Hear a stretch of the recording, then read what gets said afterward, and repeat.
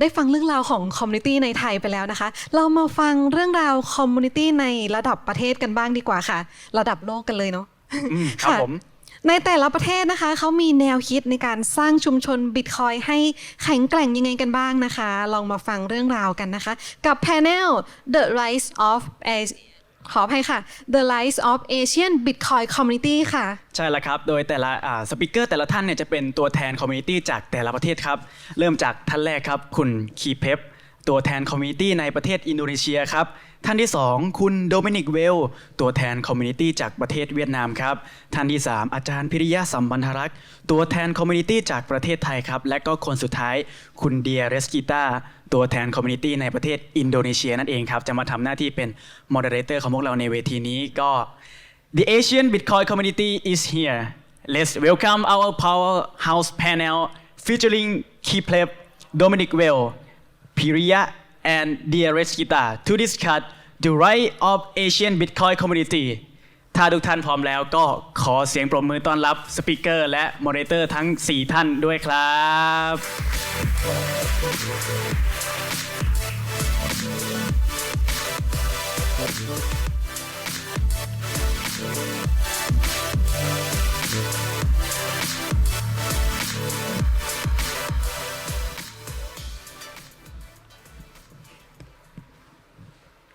I'm not a moderator for once. Sawadika. Sawadika. Sawadika. Well, it's nice to moderate this gentleman here. Hi everyone, my name is Dea Reskita. I'm the community master for FEDI. And as if any one of you attended the workshop yesterday, like for us, FEDI's community is very important because it is what we are, working for and supporting. And this gentleman here, I've been an honor to know them for so long, and then they do a lot of great things in their countries. So before we start, maybe I will give you guys an opportunity to introduce yourself. And also, can you tell the audience, what your main activity in your country, like what kind of community activity that you do, and also maybe like what is the scale of the communities right now. So maybe we can start from Dominik. Okay, so I originally was part of the founding community in Frankfurt, but then moved over in 2014 to Vietnam, where there was no Bitcoin community. So we just had to start it all over again ourselves. And by late 2014, we started in the community in Saigon, still going strong after 10, 12 years, something like this, yeah. And these days, I think like our public events have scaled down a fair bit. We keep it more limited and more to the hardcore, but we still try to support every serious initiative which is looking to come to Vietnam. Keypleb? All right, yes, I'm Keypleb. This is how people call me on Twitter and Nostr. And the scale is pretty big, actually. So we have 25 Bitcoin-only monthly meetups. So it's pretty big scale, I would say. That's your question, right? And yeah, I'm a co-founder of Bitcoin Indonesia, which we have a Bitcoin House Bali as well. And we're ramping up this adoption very, very on a high scale. So yeah, I'm based in Bali. We do bid devs, we do developer program, and we just invite regular people to become Bitcoiners, educate. It's a non-for-profit, and of course it's going very, very well. So yeah, that's me. Okay. Right. You guys probably know me and seen me a few times on the stage already. I'm Piriya Samandaraksa, and yeah, I do a YouTube channel where I just teach and talk about Bitcoin and how Bitcoin fixes everything. And I've been doing that for almost a decade now. So I consider myself more of a cultivator more than a community leader. We have just had a panel of Thai community leaders, right? So that's what happens when you talk about the same thing for 10 years. I try to grow leaders. right? So that we could have a more diverse and a sustainable community here in Thailand. And I hope that, by you guys being here, you can see the size and the scale of the community. And these are only some of the few that actually got, have the time to be here in Bangkok this weekend. And the community itself is actually a lot bigger. Yesterday, I think we have over 2,000 concurrent viewers on YouTube. The whole thing is live streamed if you're wondering. So yeah, that's the scale of the Bitcoin community in Thailand, and it's growing quite beautifully. Actually, before we go, the name of the session, originally it was Southeast Asian Bitcoin community, right? I changed it to Asian Bitcoin community because we plan to also have Terrigo here. So Terrigo, if you're watching this, yeah. Unfortunately, she's busy, organizing the conference in Tokyo next weekend. So if anyone wants to go to another Bitcoin conference because you haven't had enough this weekend, that's one in Tokyo next weekend. yes, amazing. Thank you so much, everyone. And as you know that in Southeast Asia, especially, I just look into the chain analysis adoption, crypto adoption, Bitcoin adoption report, and then we see that Indonesia is ranked number 3, Vietnam is ranked number 5, and then Thailand is ranked number I think 16. So it's all the Southeast Asia countries is actually in the top 20 Bitcoin adoption as well.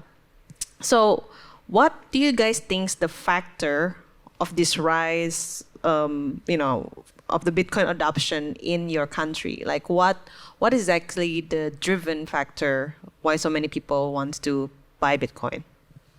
I think we need to put a qualifier on there. I mean, definitely there's a lot of interest into everything crypto.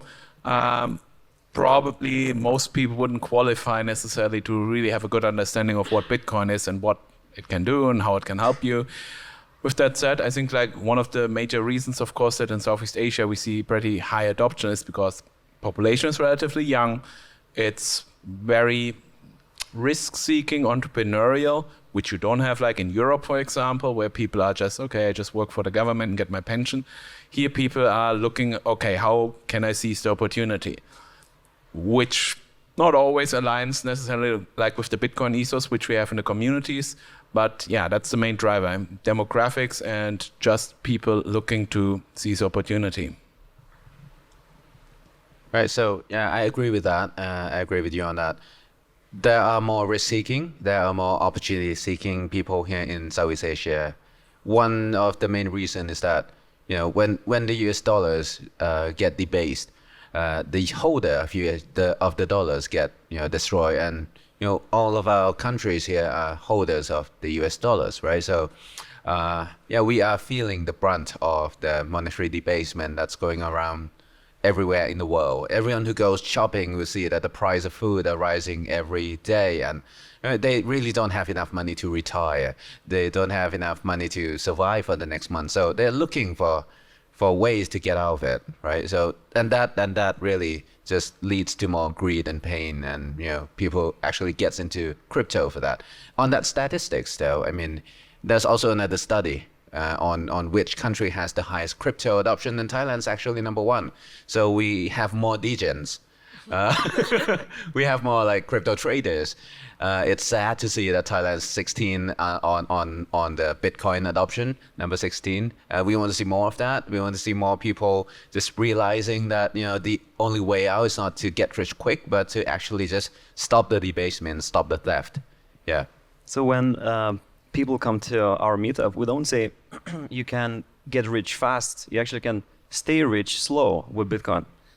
You cannot get rich fast, but you can protect yourself from inflation.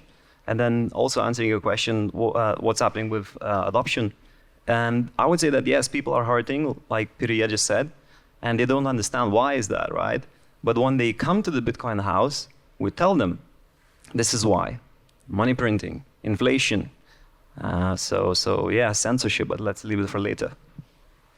And well, I guess in Southeast Asia, yes, a lot of people right now trading, different meme coin and also trading. Well, some of them also like save in Bitcoin as well, right? But there's also a lot of scam. Scam is very prominent in this country. So what your communities do to help educate people about like scams and then to understand what is the difference between what is real and what is not? I think we have basically stopped doing any active outreach regarding like these scams, because I mean what we figured out after a couple of years is just like both sides, the scammer and the people who are getting scammed, they generally know what they're doing. And the people who are getting scammed most of the time just think they are the smart ones who can get out in time, and at some point you just realize that's not worth your effort. If of course people come to us and proactively ask, hey, what do you think about this? And it's like, yeah, no, better stay away. But otherwise we stopped basically wasting our resources. You will always find the people who want to gamble, who want to invest their money into these scams, and it's not my job to stop them. I mean, do you think it's part of the Southeast Asian culture though, gambling? Yes. Piriya, do you have any other insight? Well, I just make sure that people understand what they're doing. I mean, you can't stop people from gambling or from trying their luck, trying to be smarter than the scammers, even though, you know, in realities they aren't, they can't, right? But reality is it's not something that everyone is equipped with. So, we've also, we don't really go tell people, you know, this is a scam, that is a scam, or educate what is a scam, but you know, we tend to educate people on what is real and what is not, and have them decide for themselves. Because at the end of the day, there's one, you know, phrase that I remember Andreas Antonopoulos saying when I was starting out, when I was learning about Bitcoin, and that is, you can't really, you really can't save people from their own stupidity. Right? And the only kind thing that you can do is to let them get hurt and learn from that. So my approach actually is not to stop people from, you know, trying their luck with the latest meme coins and you know, believing that this thing is going to be the next Bitcoin. Believe what you want, but try to not go all in. You know, just allocate money that you can lose into that, whatever you're trying to do, because at the end of the day, what you want to do is to survive and learn. There are people who get scams and that's the end of the road. That's it. That's their whole life savings gone. And that's something that you really don't want to happen. But what happens when people get scammed and they still survive, they get back up, they learn. They you know, to be smart, you have to be stupid first. There's a phrase in Thai that you say, you know, กอไก่มาก่อนชอชิงงองูมาก่อนชอชิง. So งองู is like โง่ you have to be stupid before you can become smart. That's the Thai alphabet, right? So yeah, let people be stupid. Let people get hurt. Just make sure that they don't die. So it teach a lot of risk management instead of everything else. Yeah. That's a very good, I think, advice. And we call it, when you get wrecked and educated, when you lose your money, it's a wrecked education. So basically, yeah, education is never free, right? So if you lose a couple of $1,000s, see it as a tuition to become a Bitcoiner, right? That's why all of us are maxis, because most of us, all of us, I'm sure we lost money, right? And then what we do at the Bitcoin house is we educate. We've all been there, right? We've all been there. We've all been that person. Yeah. Exactly. I lost a lot of money in crypto. That's why Bitcoin only now. So yes, learn what is a seed phrase. We show people hardware wallets at the meetups, at the Bitcoin house. We run a node over there. We're looking for a little S9 to demo how mining works. We actually have bit access running as well. So it just shows that it's real. And yeah, actually, I just wanted to invite all of you to come to Bali sometime and see what we're doing there. Cool. And also, like, what I noticed in Southeast Asia, like, you know, let's say Vietnam, Indonesia, we have had inflation, like really big inflation in the past. Our currency is very not the best currency in A the lot world. of zeros. A lot of zeros. Yeah, everyone is a millionaire in Vietnam and Indonesia, right? So it is quite challenging, especially when we talk about, hey, save in Bitcoin, buy Bitcoin, and then stack more sats, so then you can, enjoy retirement at the end of the day. People earn really little in this country. So, like, what is your suggestion or even advice for people so then they can stack more sats and increase their sats stacking, even though like the currency is very weak? I think to some degree we have some fertile ground there because people in these countries know that they shouldn't save in their fiat currency. That's something which exists here, which, for example, in Europe does not exist right now. Probably in a few years people will also understand it, but there in Southeast Asia you have an advantage that people know, okay, if I have any savings, I put it in real estate, in gold. Bitcoin, they still haven't fully wrapped their head around it, but I feel it's an easier sell than in like Western countries where people didn't have this problem for a long time and where it's still just seen as another random investment which you just do to make money instead of just protecting your life savings. Keypleb, do you have any thought about that? Like with the current weak currency at the moment, like what is your suggestion for like Indonesian people? So my suggestion is to keep it very simple. Just add value and save in Bitcoin. Why? Because Bitcoin is protecting you against inflation. It just protects your purchasing power, right? So there's massive inflation, arguably hyperinflation, or it had happened twice in Indonesia. So big problem. And we just try to keep it simple. People are hurting, people have a big problem, they have a hole in the pocket, and you can fix that with Bitcoin. So just adding value, providing value, and saving hard money. Yeah, I think the currency in Thailand is not that strong either, I mean, we didn't add a lot of zeros, but we used to use another term when we buy things. We used to use the word satang, which is like 1 baht is 100 stang, right? So things used to be just when my father was young, things were priced in satangs. Right now we price them in baht, so it's actually the same thing. I mean, you go to Bali, you just omit the last 3 zeros, right? Yeah, we did the same thing. We just changed the name. Now we call everything in baht, right? So the same thing happened all over Southeast Asia. Our currency got destroyed. It got obliterated, even especially after the 1970s. All the savings are gone, right? So, and our earning hasn't really risen as much. So we're facing all the same problem. But how do you get people to save? How do you get people to stack? Well, yeah, as Dominik said, that there's a generally understanding, a general understanding that we can't save money in fiat, right? But savings itself is actually considered as something foolish, something useless, something that is you shouldn't do in Asian culture. You should invest. You should gamble your money. You should try to grow it. You should make your money work for you.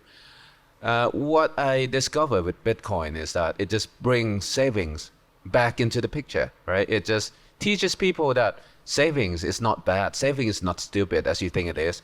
What makes saving stupid is that your money is being debased. You are saving in a form of money that is being stolen. The value of it is being stolen from you every second, right? You're holding, say, 1,000 baht note in your hand. That note is going to buy less food tomorrow than it can today, right? So the thing that makes savings a bad idea is not actually the saving itself. So how do you get people to start saving then? Well, evidence is key. So there are a lot of people who start saving in Bitcoin. They work hard, they gain money, they start saving. They might allocate a small amount into Bitcoin, but then after years gone by, they see that the value of it has either gone up or at least stay the same, right? So that actually brings hope to a lot of people. What I've seen from the community after years of talking with everyone is that people start saving more when they understand Bitcoin, when they understand that they now have a tool that can protect their money from theft from the government. They start to save more. They usually doesn't. They used to never save. They used to max out their credit cards every month. Now they are saving just a little bit, maybe 10% of their earning, 20, 30, whatever they can afford. They are stacking sats. So yeah, as Kun Wishit, who's on here yesterday morning said, just work hard. What was it? แดกก่อนเก็บใช่ไหม Work hard. Be able to afford your life and just keep the rest safe in Bitcoin. And the evidence is, it just show everyone the value of it by just providing evidence that it works. Saving is cool again because of Bitcoin. We actually named that panel "Make Savings Great Again." Make saving great again. Yes, that's really cool. And now let's talk about what's happening right now in the country as well. As you know that one of the things that we want to achieve on Bitcoin is that to provide like more financial inclusion, more people can have financial access, right? And then as we can see in every countries like in Thailand, in Vietnam, in Indonesia, there is a rise of e-money, like and it's got a massive adoption somehow, like what I've noticed. So do you think like Bitcoin can play a larger role for like financial inclusion, even though like the government or like the fintech right now is already, like they also tried introducing e-money to the masses? I mean, if you just look back over the last 10 years, to some degree, like using fiat money certainly has become easier with all these new apps and so on. And I mean, that's how fiat currency still remains its distribution, because it's just easy to use. On the other hand, we see, of course, that banking has gotten much more tricky in regard to all these compliance and so on. Like, it's getting very hard to use in case you want to use it for anything more than like your maybe daily spending. And even that shouldn't be outrageous, because even then the bank will come and ask the questions, okay, what's going on here? So there we see already like where the censorship resistance of Bitcoin starts really to pull its weight, because like it's the only way you can basically move money around the world without anybody asking you questions. We have talked about this 10 years ago, but 10 years ago, I can just send a wire. Okay, try this today. You will probably get a letter from your bank asking you, what are you doing? Why are you doing this? Where's this money coming from? Where's it going? Bitcoin doesn't ask these questions. And just to add to that, so in Indonesia, I was shocked when I read about it. So it's 48% people don't have a bank account. Think about it. Almost half of people don't have a bank account. But this problem is solved with e-wallets, e-money, right? But the problem with e-money is that it's just political pieces of paper. And if you still measure the world in pieces of paper, that's why people are hurting. That's why people don't understand why everything is getting more expensive. But for Bitcoiners, I mean, things are getting cheaper. Housing, utilities. So that's the difference between Bitcoin, right? Better savings technology than pieces of paper, which are in an e-wallet. But Bitcoin is better. I think for that to happen, it has to be easier. I mean, not just easier than it is now, but the easier option, right? So in Thailand, we actually have a different problem. Back in 2019, when I was doing my master's in this digital currency in Nicosia, right? The professor actually showed me a chart of financial inclusion of every countries in the world, and Thailand was like an outlier, right? So we have poorer country having lower levels of financial inclusion, where richer countries have higher levels of financial inclusion. And on this chart, Thailand is, a bit to the left on the poorer side, but our financial inclusion is actually off the charts. People in generally have an average of 3 to 5 bank accounts. That was back in 2018, 2019. And the reason for that is, to transfer money between banks, there's a fee, but within the same bank, it's free. That has changed. That's the reason why merchants have to actually have savings accounts in every bank, so they can receive money from their customers for free. So that recently changed. So now transfer between banks are also free. But how did that happen? There's a system that was put in place that actually connects all the inter-bank transfer settlement layer network into one single network that is monitored and controlled by the government. So in a sense, we don't have to correct Alex earlier.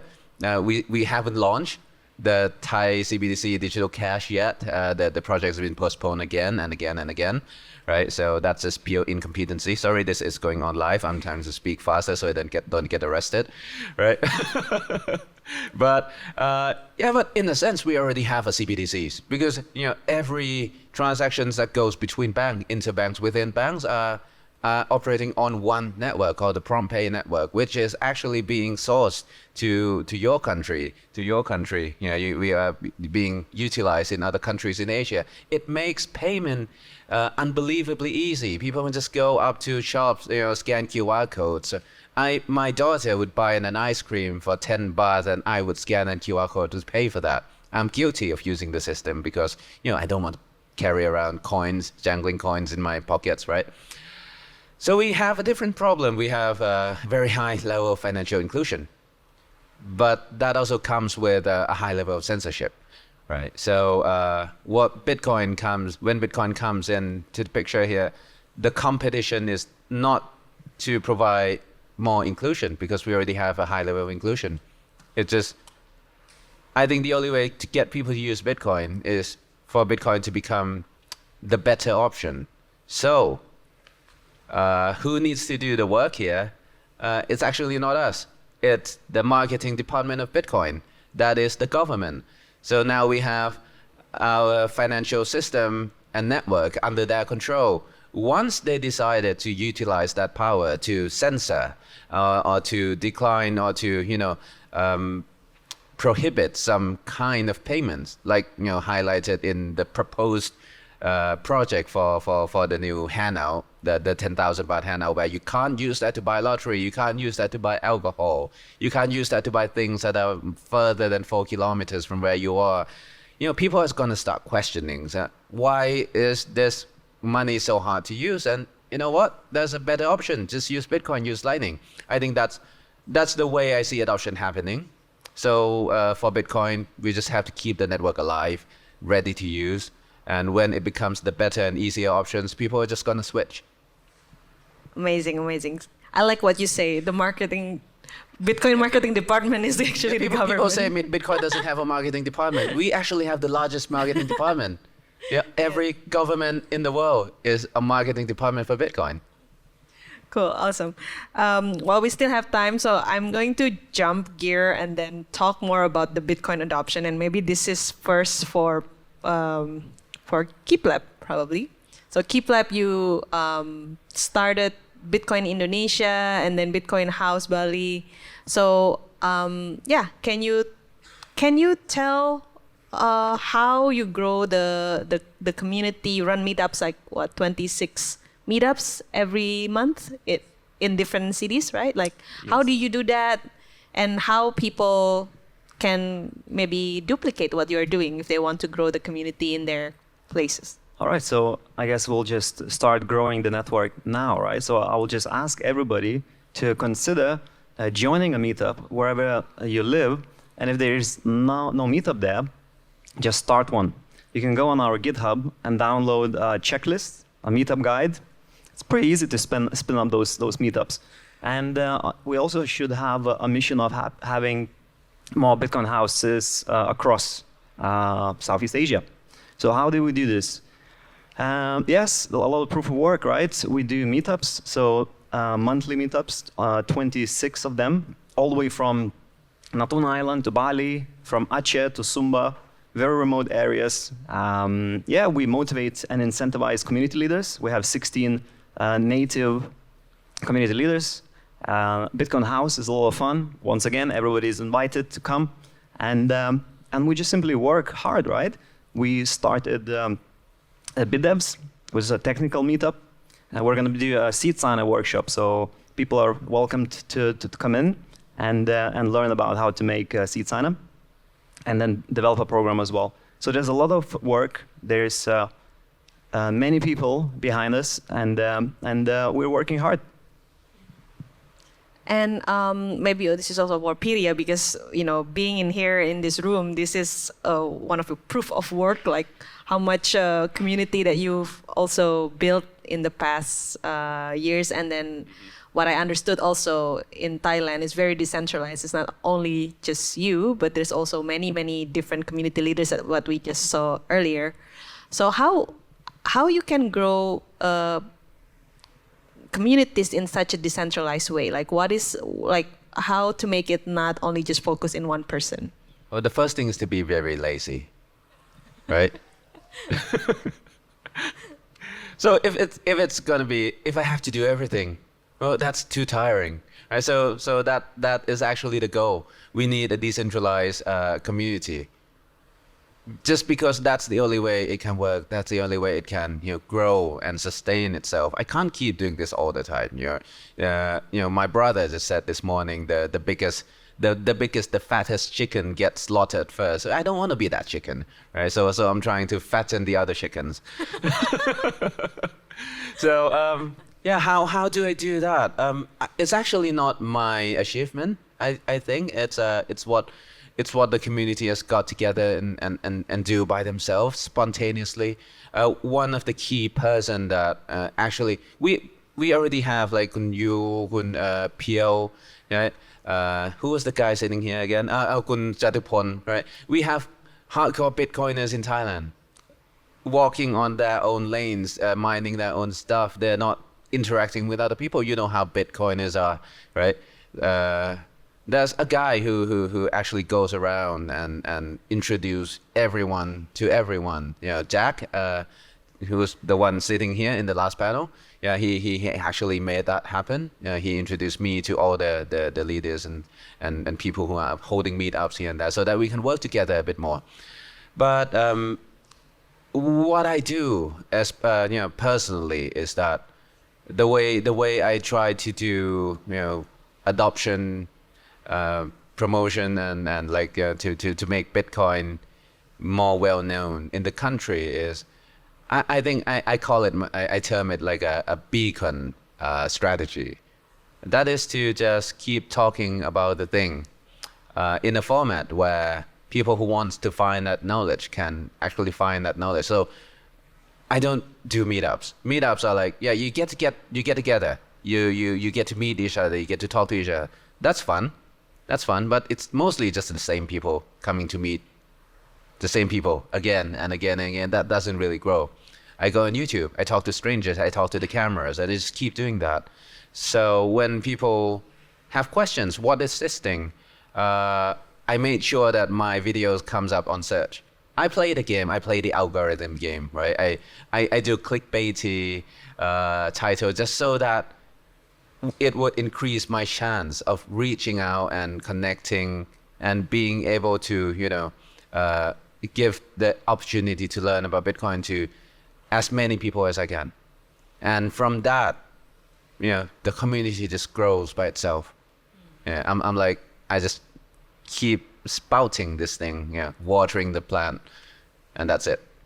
Basically, just keep doing what you love doing. Yeah, and not what I don't love doing. So yeah, also remind myself that I'm really lazy and just want to stay home. Okay. And let other people take in charge of that, right? Like that's a very good. Just like Captain Sid said with the fire. Yeah. Now it's just like for my intention that I think also like when we want to grow a Bitcoin community, I think money will become one of the biggest aspect, right? Like, and maybe people in the audience here or like watching live stream want to start their own Bitcoin communities. What is the best way for them to make it sustainable? Like, to keep it running and didn't burn out, but also like providing more value to their communities. Maybe Keypleb want to start? All right, yes. So our business model is very simple. It's based on donations. So actually, I'll give a quick shout out. We have a gazer.fund page. We have a QR code accepting sats. And the reason why we switched to donations and grants also actually is because we tried to be a marketing agency, but Bitcoin businesses, they ended up not paying us, most likely because we didn't add enough value, or maybe it was because it's very difficult, or maybe companies don't want to pay Bitcoin. So yes, donations, apply for grants, and just add as much value as possible. Pay it forward. It's a value for value model. So if you give, then you will get. Dominic, do you have any?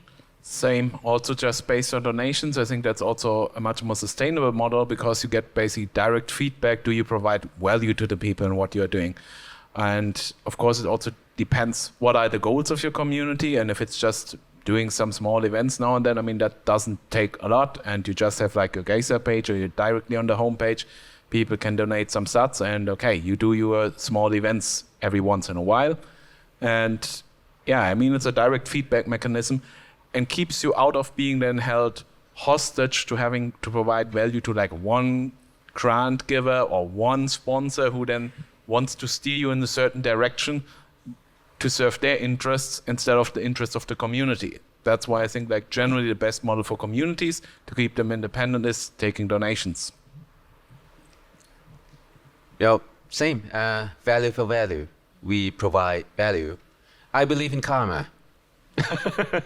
Yeah, so we provide value. That value will find its way back to us, and we'll have this. I mean, this whole event is not free, right? People in this room have to buy tickets. Do you think that you get what you pay for? I mean, I hope that I have given enough value to justify the price of the tickets, right? And you can judge that. People can judge that by themselves, right? So this whole thing is just the result of that, or the result of trying to give value to the community. Right? I do shows, I do educational shows. I go to places, I give talks, I teach classes. Some people come up to me like, I listened to you 4 years, 6 years ago, and that totally changed my life, and I want to give back. So as time goes by, there's more and more and more people like that, and those people becomes sponsors. People who, I mean, look at that. Now we have like professional camera works. Those are all sponsored by Bitcoiners, right? We have amazing coffee outside. Those are Bitcoiners. These are all Bitcoiners who have been touched by Bitcoin and have gained more than they're giving back, right? So I think it takes time in the Bitcoin business. Well, I think we can't really rely on just goodwill and just purely donation, but you have to give enough value and you have to give it time, because those value that are given, Bitcoin doesn't make you rich overnight, right? It just changes your view of life. It just makes you want to save more. It makes you want to have more, it makes you have more hope for the futures and makes you want to start a business. Whatever it does, that value actually grows with time. And it can only get stronger with time, right? So it's a value for value, and just keep putting in the work, and the proof of work will show itself over time. Amazing, amazing. And also, I guess maybe the next question is for Keypleb and also Dominik. So, as you know, I guess Piriya do a lot of works in terms of like translating the content about Bitcoin in local language. And language is sometimes a big barrier for Bitcoin adoption, right? So like how is your community tackling this problem when it comes to like language barrier? All right, so we tackled this problem very well because we no longer have this language barrier. And how do we tackle this problem? We have community leaders who are Indonesian. So all the meetups, or most of them, every single meetup except for the ones in Bali, are in Bahasa Indonesia. So that's how we do it. We also have a translation squad. We translate the website. So our website is in Bahasa Indonesia, also in English. The only thing, BitDevs, as well as developer program, is in English because we want to be inclusive for Thai, in Vietnam, international developers come in, right? And then another thing is that you there are running one of the meetups as well.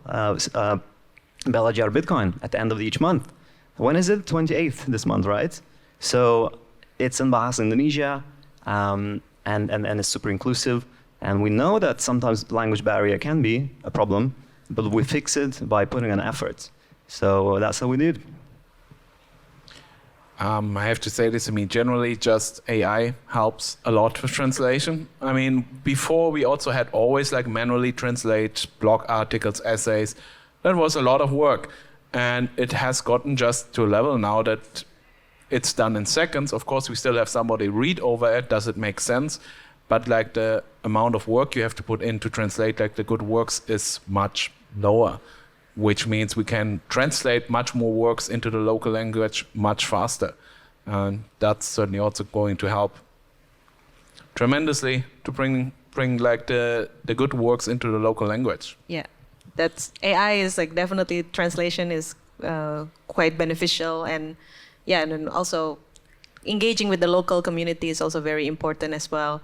And maybe before we go to the audience, maybe my last question for me is there anything, you guys from Vietnam, Indonesia, Thailand, Southeast Asia is almost kind of similar. Is there any potential collaboration that you guys can do together as a Southeast Asia community, Bitcoin communities together? Or maybe in the past or maybe a plan in the future? I think for whoever steps up to organize the next conference in Southeast Asia, I know Piriya is tired. In Vietnam, we're also probably tired for next year. But whoever steps up, I think we should pull together there, that we have at least once a year in Southeast Asia something going on. I think that they already stepped up. It's a conference happening on 5th of September, right? 2025. So well done. Support there. We're going to Bali next year. We're going to Bali next year, okay. Let's do this. And also we were just talking, right, before that we should maybe do the conference, maybe every quarter, every 3 months, one in Saigon, maybe one in Thailand, and one in Bali as well, maybe at the Bitcoin house. I think we should do it. Low effort, hangout for Bitcoiners. Let's do it, I think. Yeah. Yeah, I think it's important to have some semblance of organization here, because this year we have seen an explosion of Bitcoin conference, right? At least on the Google Sheet that Lucas put up, there's 87 national level Bitcoin conference going on this year, just this year alone. And there's already about 60 already registered for next year. What happens is the speakers are tired, right? We don't have that many speakers. We go to conferences, we always see each other, right? You're like a friend that I see every other week now. Right? So the speakers are tired. The conference goers are also tired, right? And Bitcoiners, we aren't crypto VC funders. We don't have money to burn. So asking people to fly and pay for tickets all the time, it's actually taxing on people who are trying to stack sats. So I feel like something has to be done about this, but to do it in a sense, but there's also the sense that everyone actually wants to have their own conference. So, we have to find some sort of a balance between that, maybe like a smaller conference and a big conference here and there, and I don't know. Something. It's hard, but yeah. So next year we're going to Bali, right? Next year, yes, exactly. So if anyone wants to. We are planning to do that on next year in Bali, September 5th to 6th. And we still have time, so I will give time for the audience to if any question. Do you have any questions? Yes.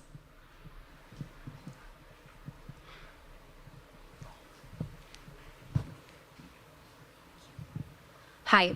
My question is for all the panelists here. So if I talk statistically, 60% of world population stays in Asia, lives in Asia. 6 out of 10 people live in Asia. And even doing a business is a very, in communities or in groups, is a very Asian thing. Even if I talk about the mobile penetration in India, the number is quite good. It's around 50%. So my question is, what do you think is the topmost barrier for Asian communities to, against, what is stopping them for leveraging Bitcoin as a tool against inflation? You want to go first? So maybe education. I guess we should keep it simple and just educate people because that's the barrier, misconception, and also just misunderstanding. And education, I would say, is just building more communities, shining the light on a big problem of inflation, and just fixing it with Bitcoin. And come to the Bitcoin house to learn how. Yeah. Yeah, education and pain, as we discussed previously in the panel discussion, which is just another form of education ultimately. Oh, if we're talking about personal level, then yes, education. People need to learn about the virtue of sound money. That's not easy. That's not something natural to a lot of people who are born into a world of fiat money. But I think one the more important aspect is the business side, right? Organizations, why aren't they leveraging Bitcoin as a reserve, as an asset, or even as a means of payment? And that is mostly the barrier there is mostly regulations.